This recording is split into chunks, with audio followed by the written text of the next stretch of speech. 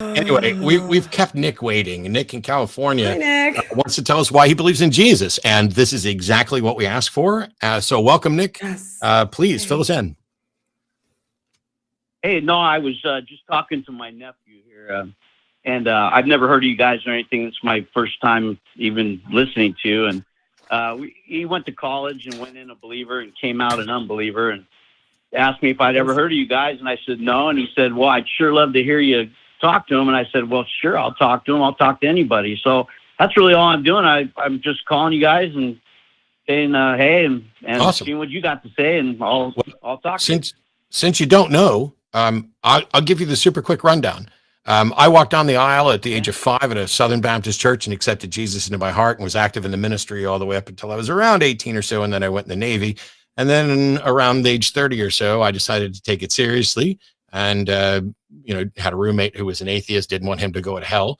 And so I set out trying to find out how to convince an atheist of the truth of the gospel that I knew and believed to be the truth. And in the process, I found out that all those good reasons I thought I had aren't actually good reasons. They're fallacies and bad evidence.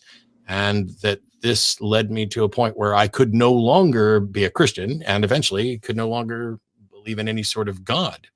And so when you say that you believe in Jesus, I'm wondering why? And by the way, what would convince you you're wrong? Well, I'll tell you, there's nothing that'll convince me I'm wrong. Ever. Okay. In that case, Nick, I'm going to let you continue and I'm going to shut up. But could you understand? Too. So did you probably. Could you understand why it would be a waste of time for anyone to have a conversation with you when you say you're closed-minded and nothing can change your mind? You're basically telling me it's impossible for you to be wrong. You're basically declaring that you have godlike intellect and knowledge. So thank you, God, for showing up. Can I convince you that you're wrong? Yes, by providing evidence and presenting arguments supported by evidence that in fact there is a God and that you're right about this Jesus being the God. I love learning when I'm wrong because that means that I learned something new. Yeah. See, I used to believe. Well, if you listen long enough, you'll find out you're wrong. Oh, is that a veiled threat that eventually I'm going to have to stand before God? Because I'm not interested in unsupported assertions and all you're doing. No. Okay. No, you said you're going to listen to me, so you listen to me, and I said if we talk long enough, and if we were able to. I'm sorry. Okay, go. Well, listen, I'm not Javier. Hey, listen, I'm not Javier. So take it easy. I'm not Javier. Okay. So all I'm trying to tell you is, Nick, go ahead. You just said you're going to let me talk, but go ahead. I noticed you do that with everybody, but go ahead. I thought you didn't know who I was. I thought you didn't know anything about the show. No, you just told me that just about 2 minutes ago. You said you're going to let me talk. No. You haven't yet, but that's okay. Go ahead. But you just said I do that to everybody else, which suggests that you're a liar. Listen, I'm getting it. Hey, it suggests that you're a liar, Nick. And that you only want to call and listen to yourself talk. So if you'll shut up for one more second here, I will stop talking in a second and let you present your case. But what I want to say is that it doesn't matter whether you're Javier.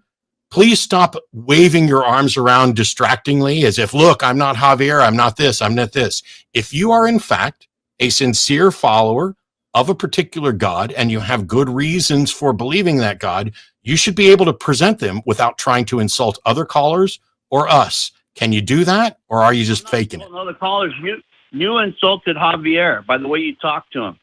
You're Nick, are you going to be a whiny little bitch all day, or are you going to get to the point? Okay, okay. Javier didn't have. Okay. Is Nick done? I don't know, Nick. Are you going to say something other than whine? Nick, stop talking about Javier. Give us your argument. I would love to hear your argument. I'm ready to listen to it. Are you? Or are you ready? I just said I was. No, Matt. I just said I'm ready. Go ahead. I'm ready. Go. Okay. What do you want me to tell you?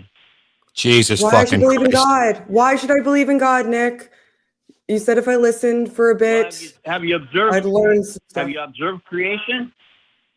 Have you observed creation at all ever? I'm a landscape. I can observe. I can observe reality. When you label it creation, you're just begging the question. I can observe reality. Calling it creation begs the question that there's a creator, which means that it's a presuppositionalist position. You're calling it creation because you're presupposing a creator. I can observe reality. I don't call it creation. I just call it reality. Okay, so who made the seed that made the Who made the seed? Where'd that come from? Nature just does stuff. Nature does stuff. So like the universe exists and nature emerges from the uniform. Really, Nick? Come on. Like this Nick, is like D-level best. Hang on, Nick. When you say who made the seed, you're asking a fallacious question because your question presumes that it was a who.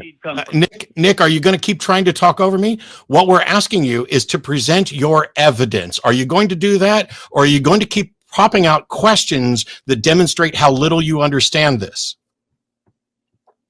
Yeah. Okay. Yeah. Where does the seed come from? The seed comes from a tree. If it's a tree seed, a seed comes from the organism that it is produced by. Yeah. Because, where'd the organism come from? From the organisms that preceded it. Okay, what came first, the chicken or the egg? I know that sounds funny, but what came first, the chicken or the egg? The egg. Because chickens didn't exist until much after. Then what's that on the egg? Hey, what's that on the egg? So that the egg probably dinosaurs. Huh? What is are you being serious, Nick? I don't think you're being serious. Nick, we're having a really difficult time here taking you seriously. Instead of asking these questions, which even if you got to a point where you got a got you, it doesn't provide evidence for a God. I'm not looking for a got you. Nick, I'm still talking. Why do you keep trying to talk over me? Do you have actual evidence and an argument to present? No, I don't. I told you I was sitting here talking to my nephew because he was a believer and he became an. Then goodbye. Thank you for admitting that you don't have evidence or argument to present. Thank you for admitting that you called in and lied to us and pretended that you didn't know who I was while you tried to complain that I do something that I don't always do, although I have done it many, many times.